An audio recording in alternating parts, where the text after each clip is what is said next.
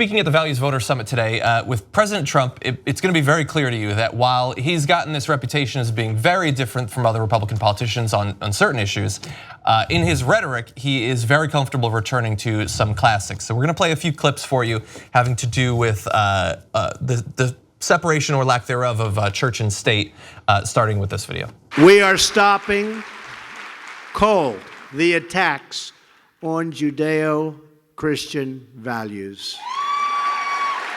You know, we're getting near that beautiful Christmas season that people don't talk about anymore. They don't use the word Christmas because it's not politically correct. You go to department stores and they'll say Happy New Year and they'll say other things and it'll be red, they'll have it painted, but they don't say, well, guess what? We're saying Merry Christmas again. And as a Christmas gift to all of our hardworking families, we hope Congress will pass massive tax cuts for the American people. The American founders invoked our Creator 4 times in the Declaration of Independence, 4 times. How times have changed, but you know what? Now they're changing back again. Just remember that.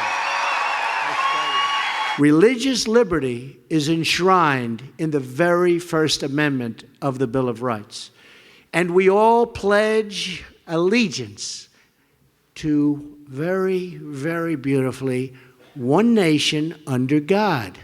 It's weird that he mentions that we have this freedom of religion, but in his rhetoric and in his tweets today saying we don't worship government, we worship God, he doesn't seem to understand exactly how that right works.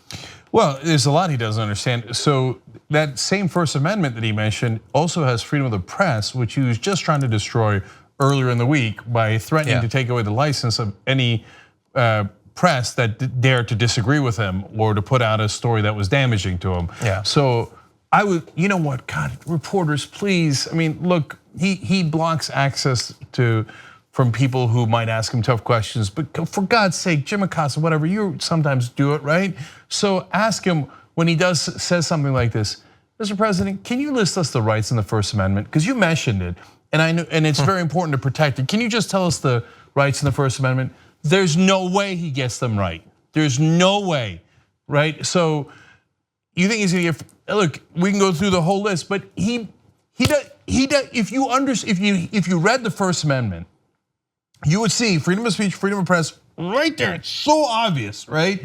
And he doesn't get it, or I really believe he hasn't bothered to take the 10 seconds to read the First Amendment. Oh, he hasn't. And I thought he let him off the hook during the debates. I thought in the ramp up to nobody in the debates and all of his back and forths, no one asked him anything about things basic to this country, like the First Amendment. Yeah. I mean, I would have loved a question like that. That would have been played. Oh, you know, what did you think about? What do you think we should do in Aleppo? Remember that Aleppo moment? I mean, it was never a moment like that for Donald Trump. Yeah. Yeah. So I think you're right. It would expose everything that we know now. Yeah. We knew then, but I feel as though others didn't know it. Yeah, I think based on what he said, there's a lot of good questions you should ask him. I kind of wish that we'd sent Nomi, because I'd actually like to ask not him, but the people behind the Values Voter Summit, what their policy on grabbing women by the pussy is. I would love to know. You're religious, okay? Yeah. Where does that fit into your worldview? Yeah, where are the values in Value Voter? They're clapping for this guy. Yeah. You guys love and respect women, you say. It's weird how that works out in practice. Yeah, one of my favorite things was when he posed with Jerry Falwell Jr. when getting his endorsement in Trump's office, and in the corner of the picture was a framed copy of a picture of Donald Trump on the cover of Playboy. Okay, you guys don't mean any of it. You don't care about values. You don't care about morality. You don't just say it like, okay, he hates the same people we hate. Just be done with it. You're respecting women. You don't. You voted for a guy who brags about grabbing him by the genitalia and not asking their permission. And then you talk about Bill Clinton and what he did to the sanctity of the office. Piss off. Okay, and just so among the many things that are wrong with Trump, what is with he can't help himself. And we say very beautifully under God, right? Yeah. Why is that very beautiful? Like in Puerto Rico, oh, I was throwing the towels. They were beautiful, soft towels. They were normal paper towels in plastic. What was beautiful about it? Everything should be very beautiful. We very beautifully say Why are you shaming that. the towels? I thought every towel's beautiful. When you watch Trump, and he did it there, when he's struggling with the prompter, he oftentimes throws in some additional verbiage, and he did it there. And what Cenk's talking about is the verbiage that he defaults to.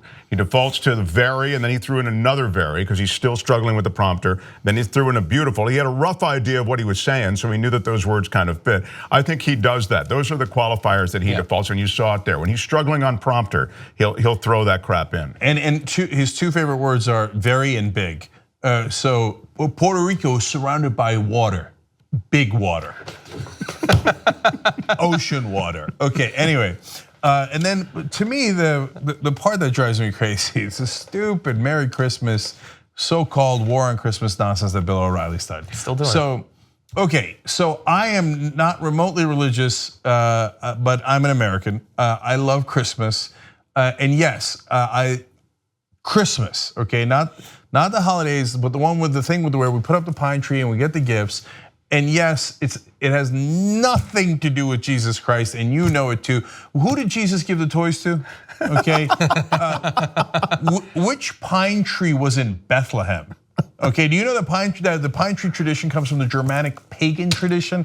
Okay, so Santa, where was he? By the way, he was in Turkey. That's Saint Nicholas, but it has nothing to do with Jesus. It has nothing to do with him, and I love it. I love the commercial Christmas and the presents and the Santa and the Coke and whatever else we're doing, right? But why must non-Christian people be forced into saying Merry Christmas? So this guy's basically going and said, remember, we're gonna make the Jews say Merry Christmas, okay? We're gonna make the Muslims and the Hindus and the atheists say Merry Christmas. We're gonna make them say it. Yeah, but Jake, that's not America. You acknowledged that you're not Christian, so you don't know. Jesus was big on rubbing people's face and stuff. You know what? Would Jesus do? Spit in your eye. That's what he did. This is hilarious because you know what Jesus was? He was Jewish, right? So Trump would go to him and say, Merry Christmas, say Merry Christmas. I said, but wait, I'm Jewish, and then Christmas doesn't even exist yet. I'm the son of God, though. No, yo, bow down to Santa, okay? Tell him how great he is, you Jew, okay? The other fact is that the commercialization of Christmas is the biggest reason that Christmas has been sort of defanged as a religious holiday. I mean, it's not as though we just avoided it out of political correctness. What's happened is we've steamrolled all the Christ out of Christmas because we're all about the commercialization of Christmas. Christmas, I'm with Cenk. I love the Christmas season. I'm not about any of the religious stuff, but it's great. You know, you like trading gifts with your friends or whatever the deal is. Everybody's kind of in a good mood. They're not in a good mood because they're going to church that Sunday. They're going in a good mood because it's just a joyous time of year. There are decorations up, there are lights and stuff. But we, the American way, we've commercialized it and steamrolled the religion out of it. And the nice Christmas songs. Rudolph's got a red nose. Everybody's having fun, except the other reindeers are actually dicks. They used to exclude him from all the reindeer games until the Santa picked him as a special one. You know what? Trump would be like that, like, oh, Santa likes Rudolph now, okay? He's a beautiful red nose, very beautiful red nose. Now we like Rudolph. Before, we didn't like him. We used to discriminate. I had a very strict Rudolph ban, but I'm now lifting it because Santa likes him. Yeah, it was really awkward actually when I was up in the Arctic looking for reindeer. Couldn't find any. Had to go to Jerusalem to find them. Yeah, the footage is not gonna look good. In the original Rudolph story, they did vote all for reindeer every week, and Rudolph ultimately did win The Apprentice. That's right. Yeah, Santa was like, all right, Blitzen, you're fired. You're glue. Help us build independent media together. Come join us, tytnetwork.com/join.